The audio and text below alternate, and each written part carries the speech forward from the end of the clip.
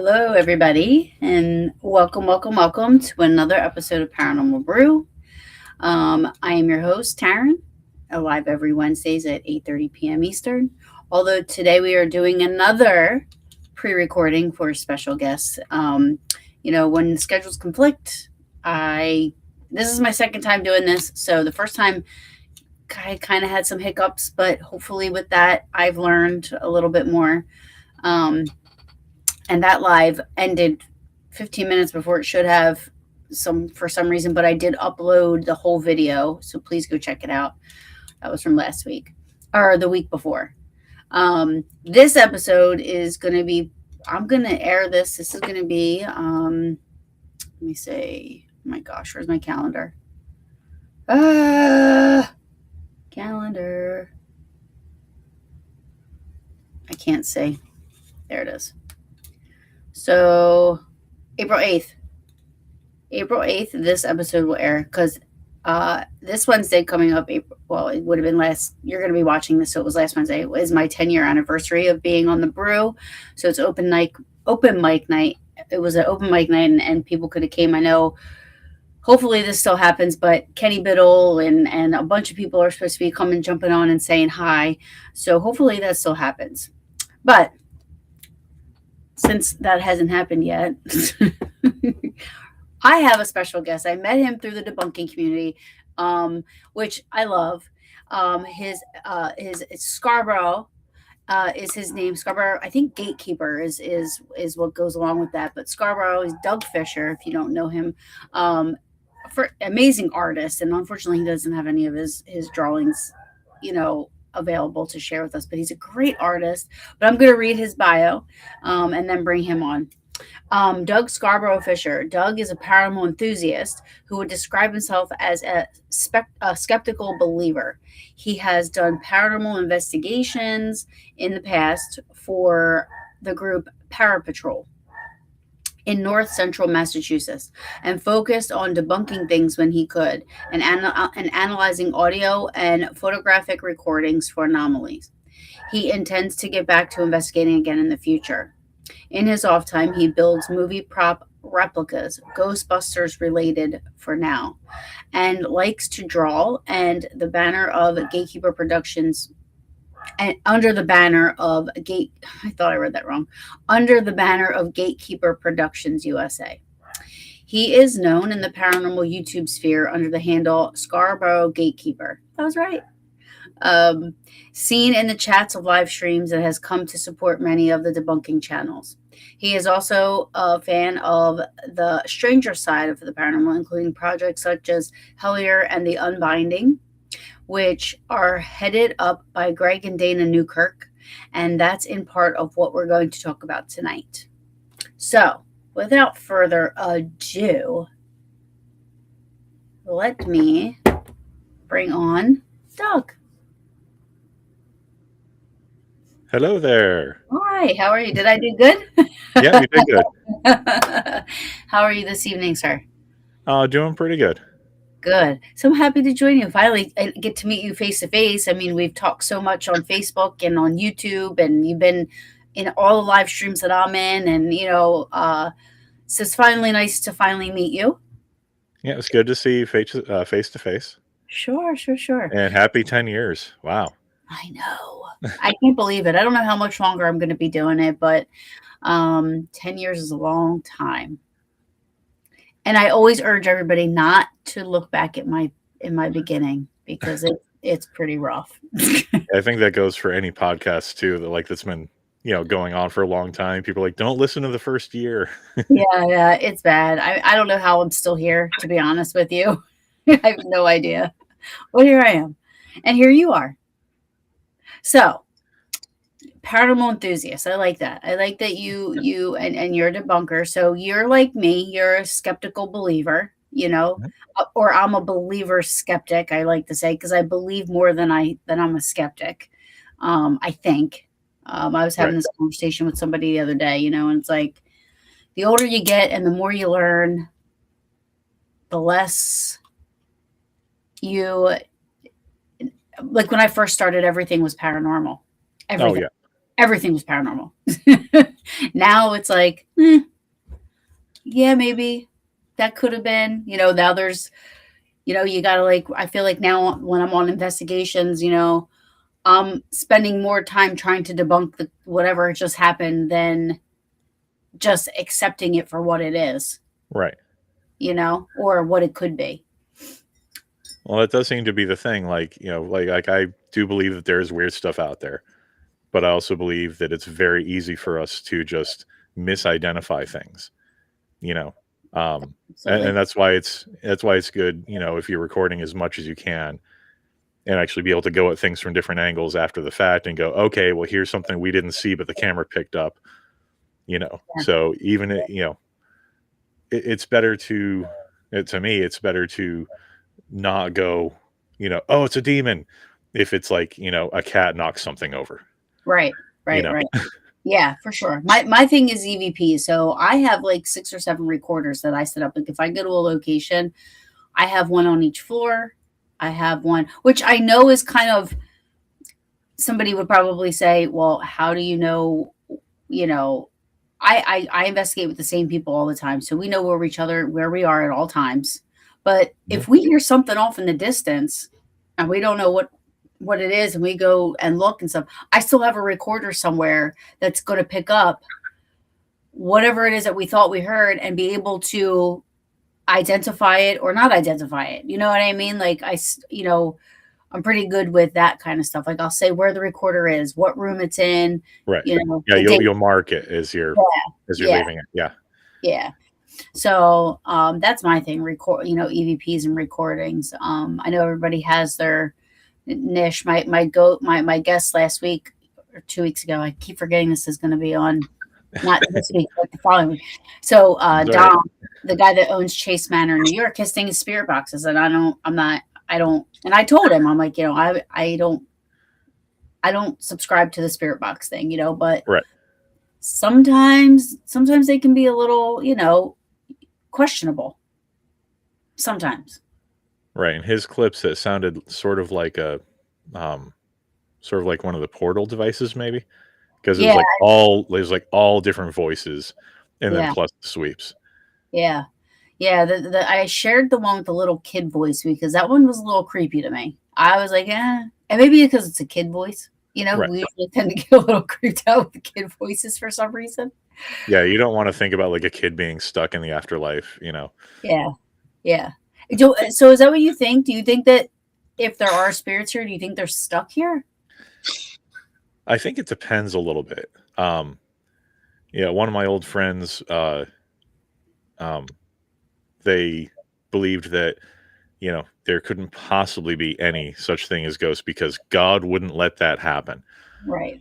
And yet I tried to have conversations with her about like, well, you realize how messed up everybody is, like on the physical plane. How weird is it to think that maybe people might get stuck through whatever transition there is, just going, oh, I don't either, like I don't deserve what comes next, or I don't want to face what comes next, whether people are afraid of it, or if people want to try to stick around and help their families out. Yeah. Like there's so many possibilities of of people's intentions keeping them earthbound. Hmm. Or it could be they could just be visiting. Right. Like we don't know, but it's like, We have no idea. yeah. But to me, it feels, you know, like trying to say definitively when we don't know is a little strange. Um, Sure. Either way, right, to say that they don't exist or say they do exist on both sides of that spectrum, you know what I mean? Like, right, how can we say either? right. Like I know that our friend Kenny, you know, kind of takes the air out of a lot of balloons a little bit. Yes, he does. Um, but in a nice way though, which is good. Yeah. Um, Well, not everybody thinks he's nice, but he does. but he laughs so much and he's so jolly. It's it's like he is very nice, even if they don't want to hear what he's talking about. Um, but then that's the debunking side of it too, though. Yeah. So if we have things like the photographic evidence of like the Brown Lady of Raynham Hall, Hmm. where it just looks like it's just a double exposure, more than likely. For my whole life, I thought that was real. I Oh, I really, did for a long time too, but I looked at it closer, over the last few years, and it's like, eh, we can't say for sure, but it looks similar to other kind of double exposure kind of things. yeah. I don't know. Ugh. I'm still gonna say I believe it was something. I don't know. Maybe because I want to. I want to Right. believe that that's real. So, I mean, so there still could have been something there, even if that's not actually a photo of exactly what was going on. right, sure. Ultimately, Maybe it's a double exposure of the spirit. who knows? It could be. You never know. Right.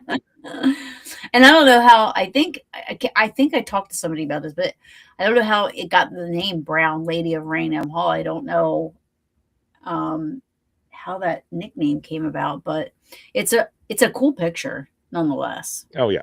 I mean, I think about what's going on in the Bigfoot community right now. Everybody's losing their damn minds because, the Patterson film has been come out to be like definitively a hoax. Like the son and the comes out and says my dad faked that, and then they found footage from a year prior of a dry run of this whole thing.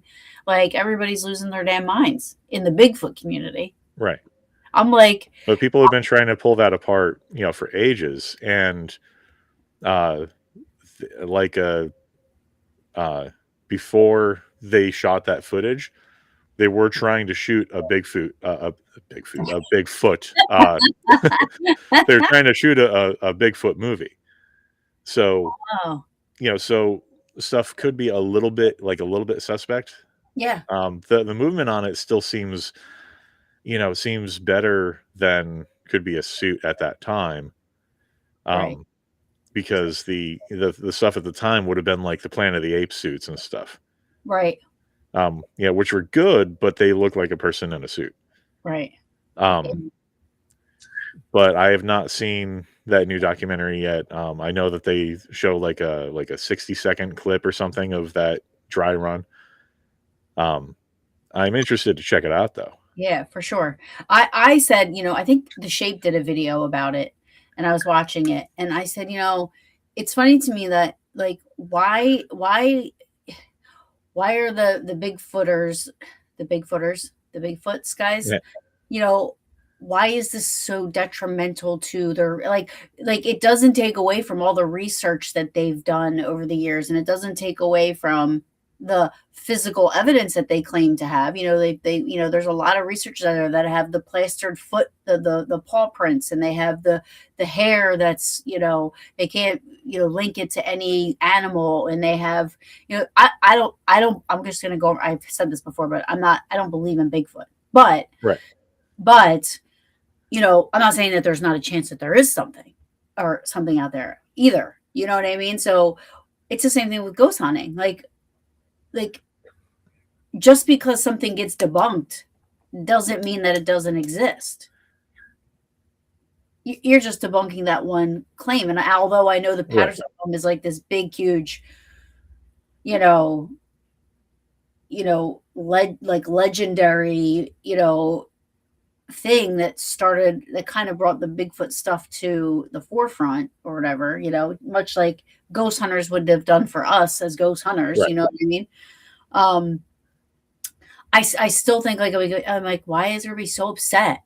Like, if it is a fake, okay, but it doesn't erase all the years of everybody doing their own research and doing their investigating. Oh, for sure. They still have everybody's accounts over the years. They still have everything that they've made plaster casts of. They still have the Sierra sounds, Yeah, which are, insane if you listen to them. Like it does not sound, it we might not know every normal animal noise out there, but it doesn't sound like regular animals out there doing that. sure. I went Um, big hunting one time and heard something that I never heard before. I don't know what it is. I heard it's a big loud one and then a little one, and Oh I wow. was like, "What was that?" You know, it was really crazy, but yeah, I don't know. It's like I said, I don't believe in Bigfoot. I would have to actually see it to believe it, I think. Right. Well, one Um, of the things, with following the Newkirks, um, their stuff, they've kind of separated themselves from the mainline paranormal community at this point. They're kind of doing their own thing. right. Um, but they Smarter. kind of, well, yeah. Um, Mhm. but they kind of look at stuff as though everything is connected because, you'll have, aliens, but there'll be some of the phenomena that seems like ghosts. You'll have Bigfoot sightings and you have lights in the sky at the same time. You know, you'll have, paranormal stuff and then abduction things happening at the same time. So they try to have a little bit more of a holistic view of the whole thing and try to look at the phenomena as a whole. Right, And Greg in particular has been saying for a while, like if these people in these different fields would talk to each other instead of walling everything off, maybe some new theories could come about. right. I mean, I think it's all under the same umbrella for sure. Whether they're all connected, I don't know, but I think it's all like I say this sometimes too. Like, I'm a ghost hunter. Let's just say you take a Bigfoot hunter, you take a alien hunter, right? And I'm just saying hunter for lack of, Right. you know, um, all three of us could be standing there, see something, but see it in a different. It's all about perception. Like Right. I would see Casper. This guy would see Bigfoot. This one guy would see a little green alien. You know what I mean? Like maybe that's our perception of the unknown too. Right. And even with alien stuff, it's like, you have some people that you'll have two or three people having the same experience, being seeing the same thing. And, two people will see an owl and the third person will see an alien. Right. So even Well, so even just in that kind of thing, there wind up being differences. right. Oh, for sure. Yeah. So I really do believe it's perception, it's belief, it's and that goes with everything in life. I mean, you know, even like witnessing something on the street, like a fight. Oh yeah. You know what I'm saying? Like your story could be different than the guy standing next to you. It's all about how someone perceives what they're seeing. Right. And different angles or Hmm. somebody might know what's going on and other people don't. And, Yeah, some folks just think somebody was, just blindsided the other person. And yeah. yeah, and you never know. I mean, and that's the thing. And then now we can contend with AI. Oh yeah. AI is like, it has taken over, unfortunately. So it makes it so hard to trust anything and that's with everything. Everything. It makes it so hard to trust what you're seeing, what you're reading, what you're hearing, what you're, being told because AI is freaky. Right. Scary. And even a lot of sites and everything like Facebook pages and Instagram pages and stuff that put up like, here's a paranormal fact of the day and all that. It's getting to be that a lot of that stuff is just written by AI and it's just pumped out and it's not based on anything.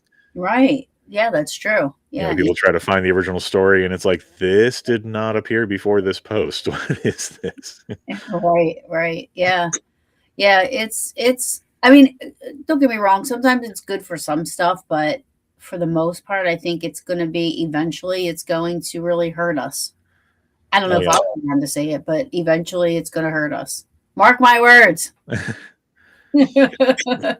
Yeah, for nothing else, the data centers are uh, and of course we can move off of this in a minute if you want. No, it's fine. But the data centers are just like drinking up the fresh water of Mhm. all the areas that they get put into.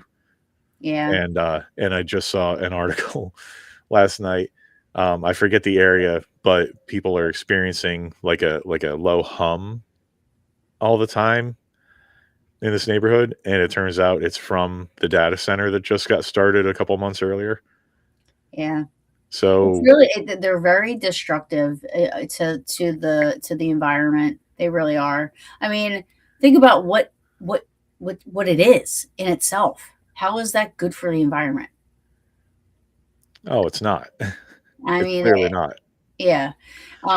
And it's crazy. Like you can be eco-friendly, eco-friendly all you want, or claim to be eco-friendly, or you know what I mean, like whatever. You're still, you know, hugely interrupting, the natural environment.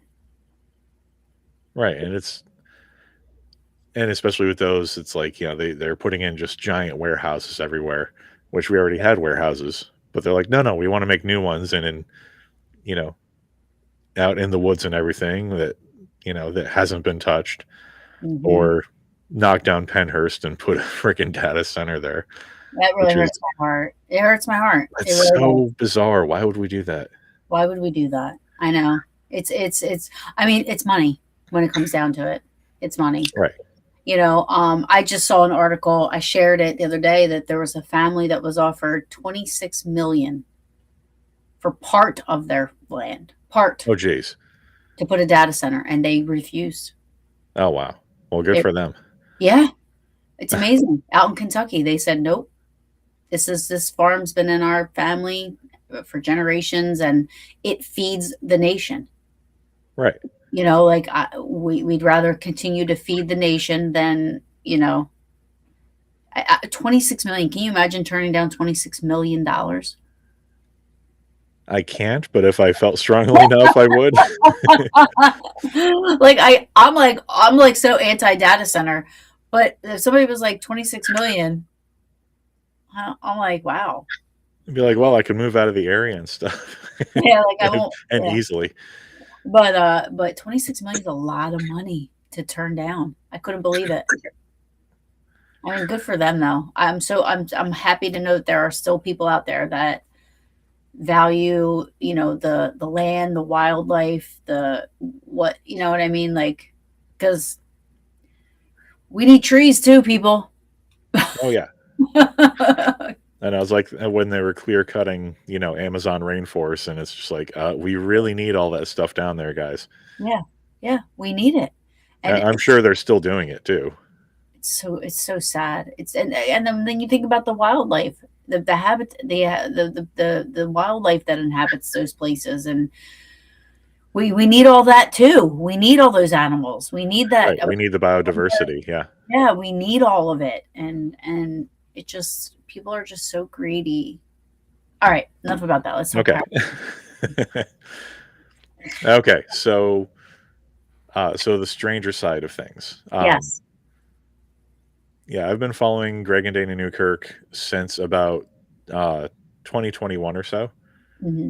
Um, the two seasons of Hellier had just come out, and they were doing uh, a thing called Phenomenacon. So it was like an online paranormal convention. Right. Uh, which they were, I don't know if they were the first one that did that, but they were one of the first ones. And now it seems like every paranormal convention has some sort of online component.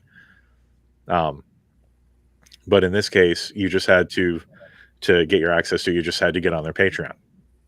It Hmm. was like $15 a month. So it's like, okay, whatever. And it was really fun, and they had a whole variety of speakers. Um, talking about the scientific side, talking about the more woo woo side. All different stuff. Yeah.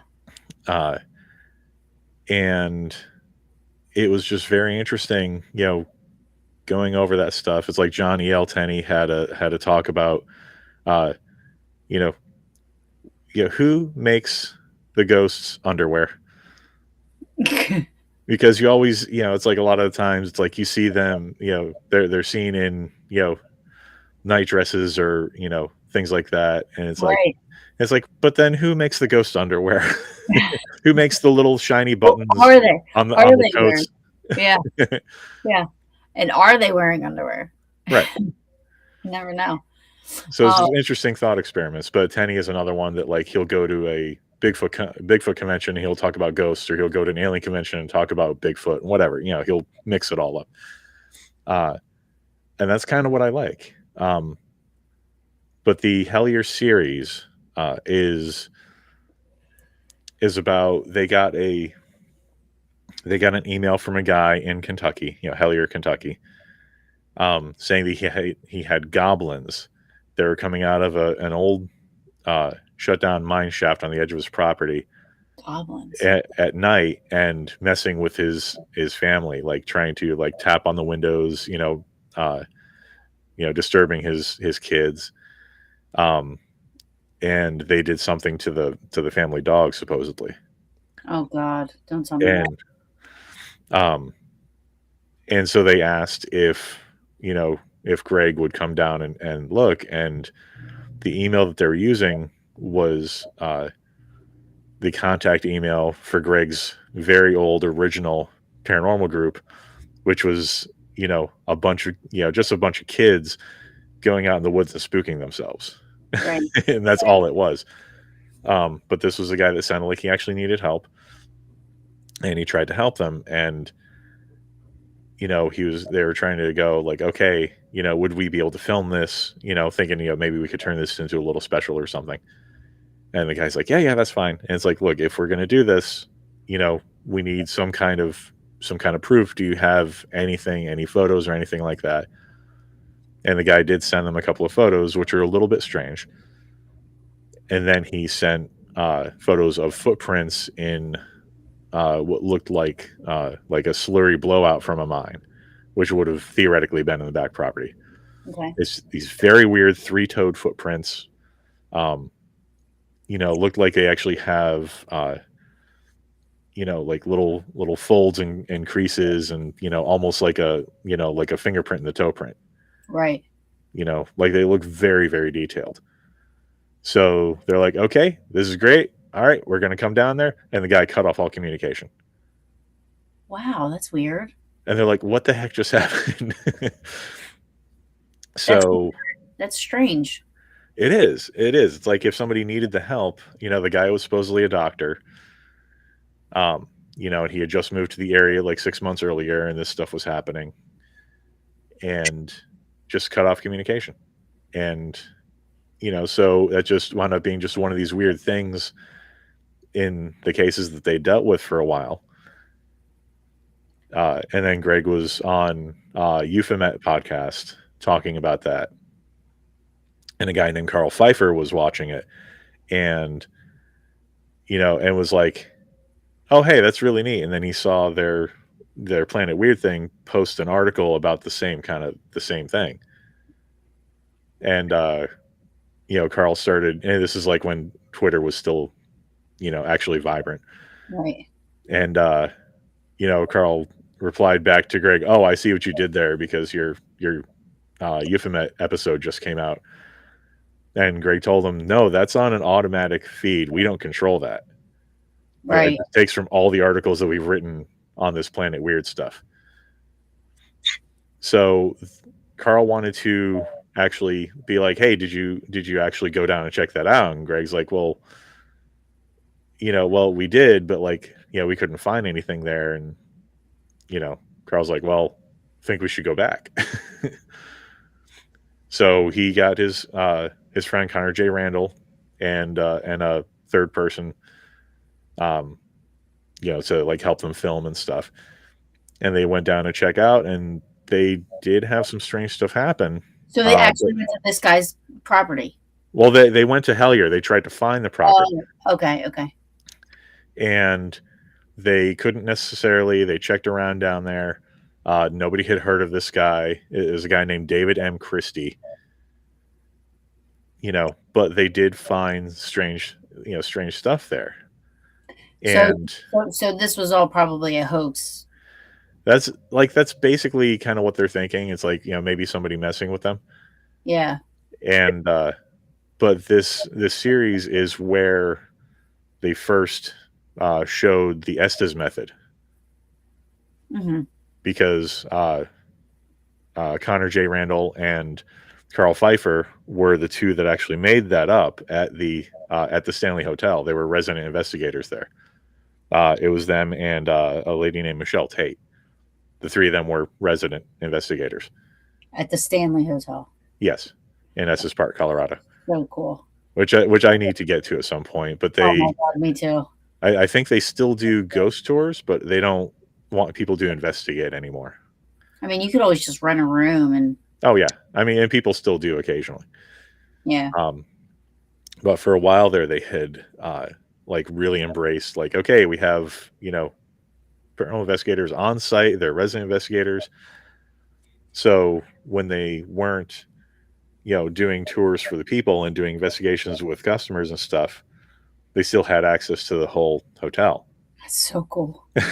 So they'd be trying out different things. It's insane. It would just be so fun. Oh my God, it's like a ghost hunter's playground. Oh, absolutely.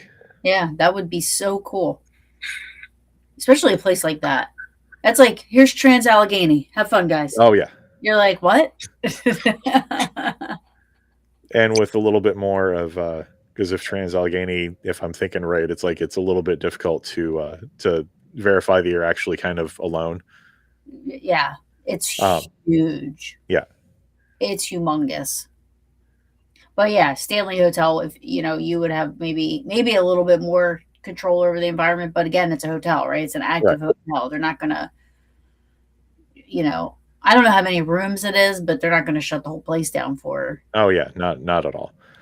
But if you're there all the time, you'll also know like, hey, this is an area that nobody goes into. We'll go and check that out.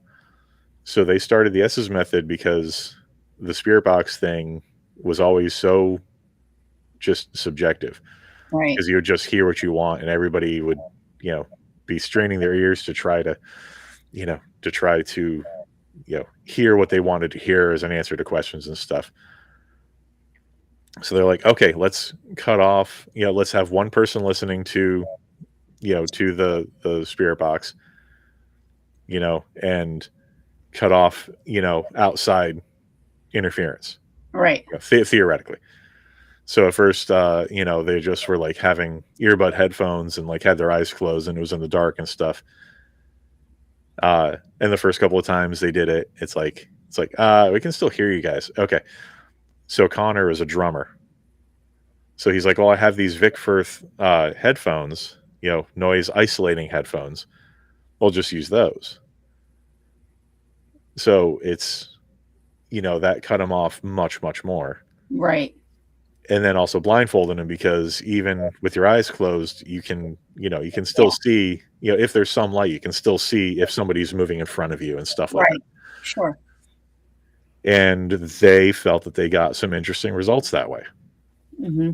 And, the first thing that I think that people actually saw it on was kindred spirits, because Amy Bruni was friends with Carl and Connor and went to Estes Park all the time.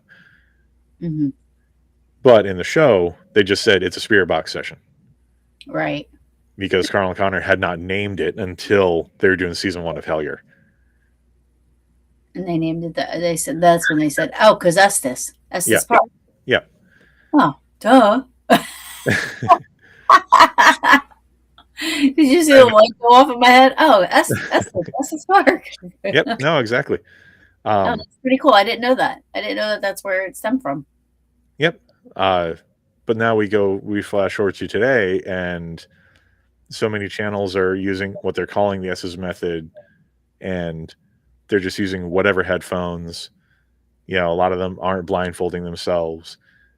Sometimes they're plugging into just the apps that automatically say something. Right. And it's like, well, that's not even listening to a spirit box. That's listening to something that is specifically designed to be spooky. Right. And you're just saying what it says. Like, that's not the thing either. Right. I was a part. Go ahead. Sorry. Oh, sorry. Just it's interesting the kind of interactions that people can get if they're doing it the way that Connor and Carl set up. Right. but then at the same time, we've seen things like on the overnight channel with Elton, you know, Mm. where he's supposedly doing the S's method in front of Annabelle, to people there, and he's just responding to them immediately and way too specifically, and we look at that and go, well, Yeah. that's probably performance. Yes. Yeah. Entertainment, fake, Right. fraud, whatever you want to call it. Yes. I was a part of one time, and it was really cool how they did it. Now I can't sit here and tell you what equipment was used, right? Because I don't know. But it was at the Kreischer Mansion in New York, and or no, it was a Strauss, maybe.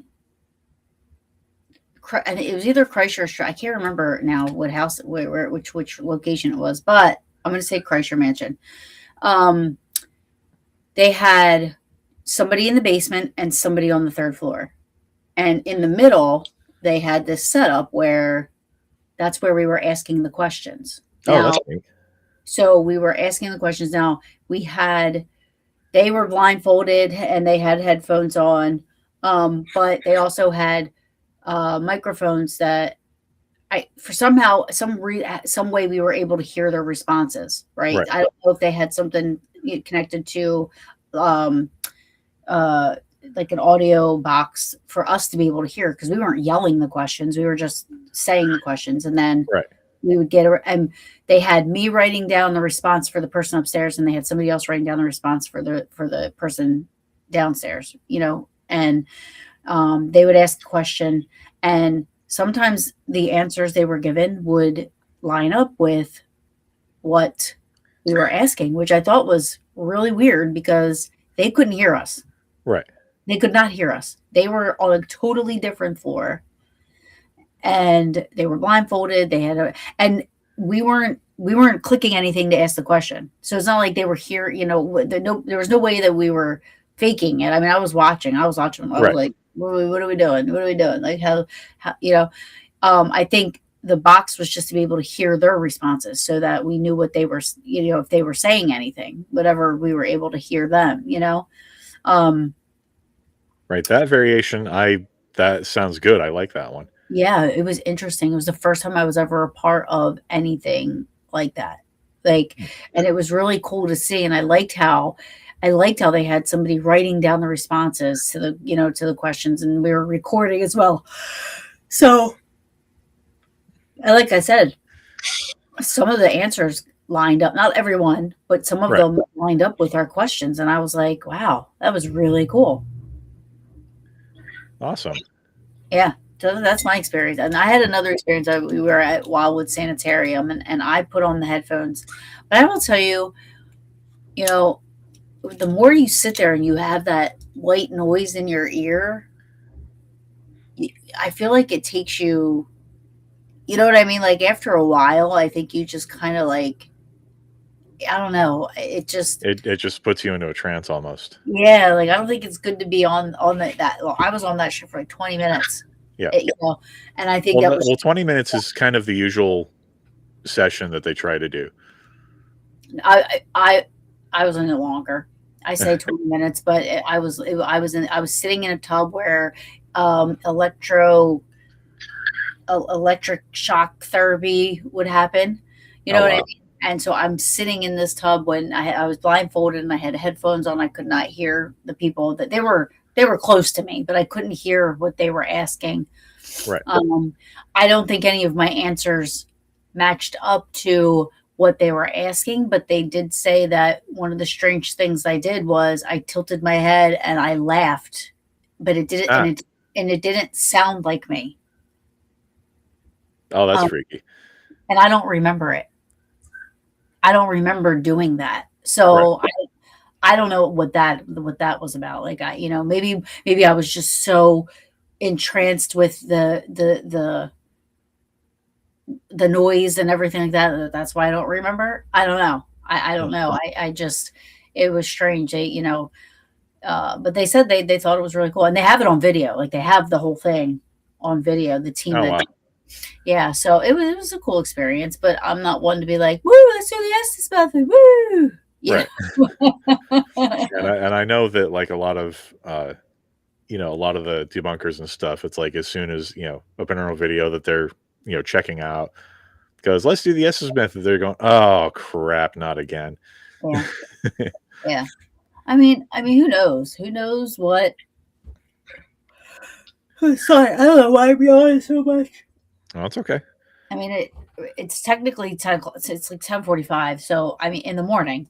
It's not Right. at night, and I'm over here yawning my cell phone. But um, I can see like when we do our investigations, the peaches, like we do them. We have equipment. We have so much equipment. We have thermal cameras, night vision. We have like the all the stuff that comes out. We get as a group and we use it while we're on our investigations. But the only thing that I would ever put into something saying like, to me this is unknown or paranormal would be EVPs. Now, if an Right. EVP happens or a disembodied voice happens when there's all this stuff is going on at the same time with the equipment, then maybe.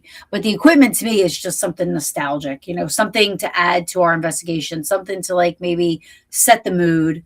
I don't put anything into the equipment. There's some stuff that happens with it that it's like strange, you know what I mean? But it's built for investigating. So like it's, you know what I mean? Like, I don't know. I can't subscribe to all of it. Right. It's like, yeah, sometimes it's almost too much. Yeah. Like if you have so much stuff going on. You know. Um and things that have like that bell.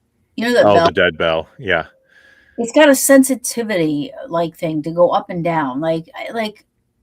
No, just give me a bell. I don't want it Right. attached to anything electronic. I don't want to be able to set a sensitivity. Give me a bell that's on a desk. And if that goes off, if that dings, then okay. Right. Then something strange might be going on. Right. Right. But when it's connected to something to help that happen, Right. I just And like, that's even the thing like with the REM pods. It's like if the antenna is a little bit loose, like it can go off easily. Uh, people's radios can set them off. yeah. You know, it's like there's a lot of the equipment that it's like here this hunts ghosts and marketed by like Ghost Stop and everything. Yeah. And it's like a lot of it winds up being like this is $5 in components and a 3D printed shell. Like, why are you charging $150 for this? Right.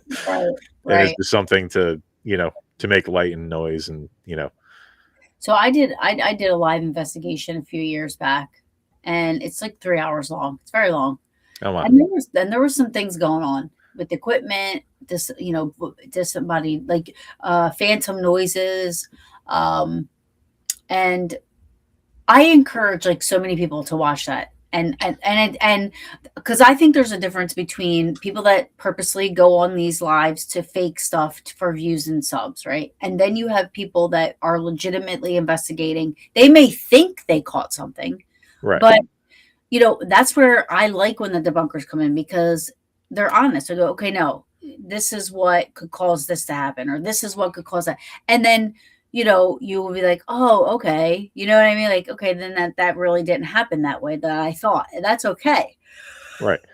I welcome the criticism. I tell everybody, I'm like, go watch that. Please explain to me because I'm not very versed on the equipment. Like I don't, I'm like, all I know is, I have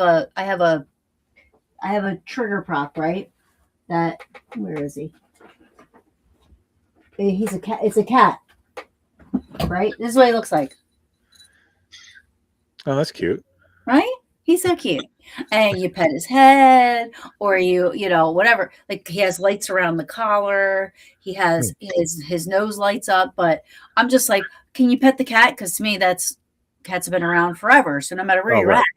at, if there's a spirit there from the 1700s, you're gonna pet the cat, or you pet the red pod. Like they're gonna be like, what the hell is that? You know what I mean? I'll Right. pet the cat instead. But Yeah, anyway, that seems to make more sense. yeah. So I like to use little things like that, stuff that would make sense to any era, any buddy, and who would be afraid of a kitty? Right. Yeah, I mean, some people are afraid of cats, but yeah. Um, but but even with him, like if he goes off, I'm not like, oh my god, there's a ghost over there. I'm checking the battery. I'm always second guessing everything Right. now. You know what I mean? Like so I don't. I feel like I don't get to enjoy it when I use the equipment. You know, it's like I'm more worried about debunking the equipment and Oh, debunking. gotcha. You know what I'm saying? Instead of just put the recorders on and I'm just going to sit back and I'm going to investigate. And if I catch something on the recorder, that's enough for me. I don't need to have photographs. I don't need to have video. You know, my own personal experiences are just that, and the EVPs I get, or disembodied voices, or phantom noises, and then, because I'm not trying to prove it to anyone. Right. I'm trying to prove it to myself. To be honest with you, like, I want to know if there is something after. Well, I want. I'd I want. like to know too. Yeah. I Um, want to leave. that's why whenever this stuff happens, it seems much more interesting to me if, like if you had the cat there and it was going off and you also got an EVP, Right. and something moved, you Right. know, Right. it's kind of like if a lot of stuff it does wind up lining up, Right. that seems much more interesting than just the thing lighting up. Right. Right. Um, Like, yeah, the live investigation that I did, it was just me and the owner of the home, and there was so much happening that I was like, I eventually looked at him in the middle of it, and this was live. And I'm like, are you fucking with me? Like, how is all of this happening? Like, right, like, because, did you set this up? yeah, like I literally, because I've never been around where the equipment was so responsive Hmm. and not responsive. You know what I mean? Like when Like, it we would, wasn't just always going off, it was going right, off it was at certain times. right. You know what I mean? And I'm like, what is happening? And then when me and him were just talking to ourselves in the one room, and nothing was going off. Nothing was going off. Nothing was reacting. Nothing was, and we asked a question, nothing happened. So I was like, oh, if you're not in the room anymore, can you make a noise of a room you're in? And a piece of equipment went off on the in another room. Oh, And gee. I was like, I can't. I'm like, I looked at him like, you're fucking with me. Is there somebody else in this house? I was like, what is happening? You Oh, know? wow. Yeah, it was a good investigation, but and I encourage, so I'm like, tell everybody, I'm like, go watch it. Tell me, let me know if I'm misinterpreting what I was experiencing. Because I find a lot of times when you're in the moment, it's a lot different than when you're watching Oh, what's going. yeah, and especially if, like, a third party is watching afterwards and going like, "Well, maybe you missed this, maybe you missed that." Um, I yeah, think it's hard it's though. well, it's also one of the things that, like, a lot of the paranormal channels that don't like the debunkers try to go, "Oh, well, you're just, sitting in your office or whatever, you know, you're not actually out in the field," but a lot of the debunkers do investigations as well, Yeah, so you true. know? Well, So I mean, there is a little bit of merit to only saying, like, how can you, when you're not actually in that environment, during that environment, and like, how can you say, like, I know that there's people out there that fake stuff all the time, which the right, developers go after them all day long. I don't care. You know what I mean? Like, you shouldn't be faking stuff. You know what I mean? But when somebody feels like they've had a true experience, you know what I mean? And, you know, something happens and this and that, and like, how, like, I find it hard when I'm watching stuff to be like, well, I wasn't actually there. So how could I, except for the people that fake stuff. I mean, that's just blatantly like, right, okay, you're faking it. and some of them fake very well, Yeah, they do. They but do. that's, you know, that's the channel itself, that's not like, somebody generally speaking, that's not just somebody trying to check things out and, Right. you know, yeah, they're having a lot of things happen, so they're trying to record stuff. Um, like it gets very muddy. It does. Yeah, it does. But I appreciate the debunkers more than anything. Like, I find myself gravitating towards the debunking community more and more and more than I do the paranormal community, except for my peaches. You know, they're the Right. I love the debunking community. I love how everybody's always there for each other and everybody's willing to go. I mean, with the exception of a few that Right. bad apples, but there's bad apples in every community. Oh yeah. But it's like if somebody is going after one debunker, then the Yeah, whole community, really usually pulls together. yeah, yeah, and it's great. Like, and I love that each debunking channel, like they do things their own way. Like the Shape does things certain way, Kenny Biddle does things certain way, Right. Florio does things certain way, is Right. Truth or And they Deed. don't necessarily agree with each other necessarily. Right, right, yeah, You know, but there might be a lot of overlap in life kind of baseline, but you know, they don't do their videos the same way. Like set, right. like Everybody has their own opinion and yeah, their own like field almost. Duff does his the way, Seg does his the way he does his. You know what I mean? And they're all and Beardo, like they're all very and they're great. I love their videos. I could watch their videos all day long. And then, but the paranormal ones, the I like to watch real investigating, so that's why I still watch Jay Halls. I Oh watch. yeah. I love watching Jay and JV. I love watching their videos because to me, they're the realest, the closest thing out there for what we still, you know what I mean? Like not faking. They're really investigating and really doing what we do. Right. And it seems like they're actually going around. It's not heavily edited. Right, Yeah, it's like there's edits, but it's, more of like, you're explaining what the place is and what the activity is, and then they go out and check. right, It's not like some current channels that just there's an edit every few seconds, and it's like, okay, then you can't necessarily say that this was in response to what you just said because there was a cut there. right. You know, Yeah. That's the thing that I love learning is learning to be able to pick out that stuff, like the cuts, and seeing like and knowing like now I'm more every time I see something I'm like, oh my god, this is so fake. Like they faked it. Then there's a difference between faking it and then misunderstanding what you've gotten. You know what I right? mean? Like there's a big difference Oh, there. for sure. So Yeah, there's a difference between misidentifying and being like a video from, like, say, the Angry Cajun, where yes, he's got a clearly overlaid, very, very small but very overlaid voice, and that he is pausing for the voice, and then it mhm. happens. Yeah, It's like he's leaving. Yeah, like he can tell.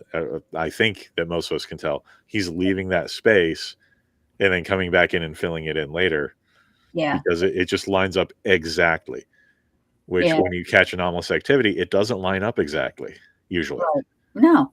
You And know, sometimes and I'm gonna tell you, it's like a lot of times it happens when you're not even investigating, like when you're just sitting around talking, right? shit'll just something happens and you're like, damn it. I wasn't that's why I record the entire time.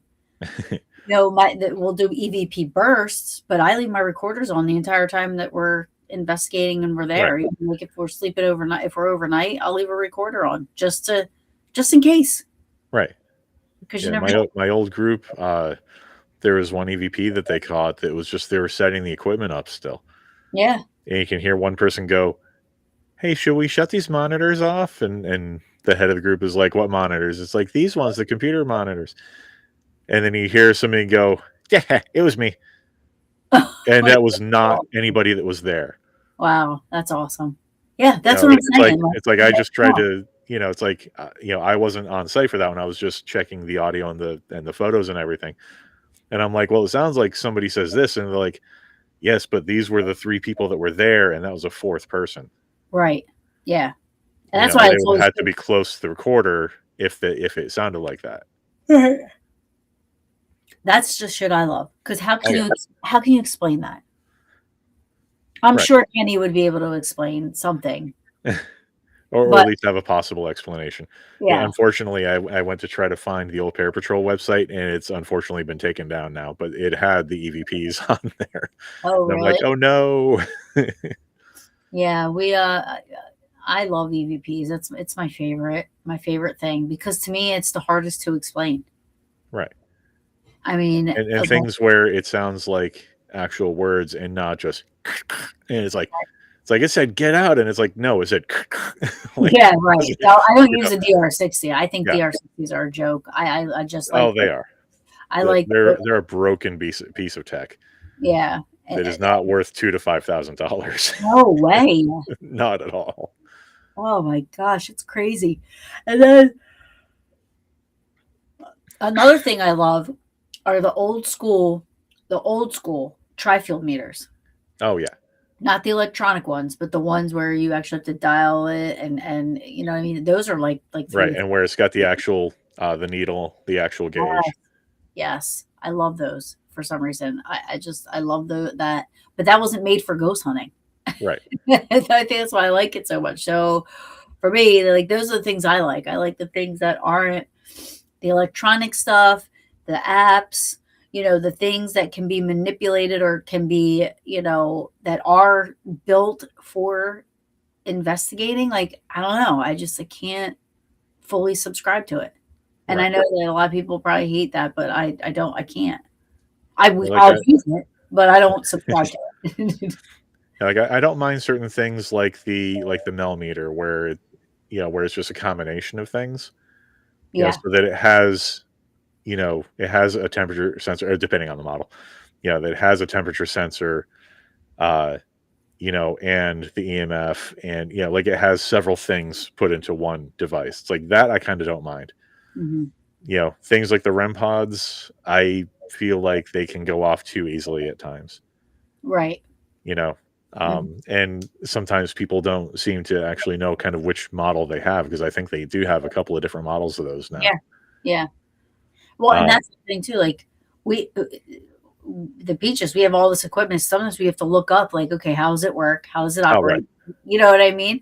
Because we don't know. We just buy cool shit and then Right. we try to use it. And then, but like I said, none of us really subscribe to, we're more personal experiences and EVPs and weird shit that happens because weird shit does happen. Right. But And then if the weird shit lines up with an EVP, oh, holy crap. yeah, yeah, yeah. Yeah. I mean, like, we were like, what I mean, weird shit. Like, we were at Hinsdale and all of a sudden these cop cars are pulling up and we're like, the hell's going What the on? heck? Yeah. And we meet them outside and they said, is there a Dana Ballinger here? And we're like, no. Huh. And they're like, well, somebody called 911.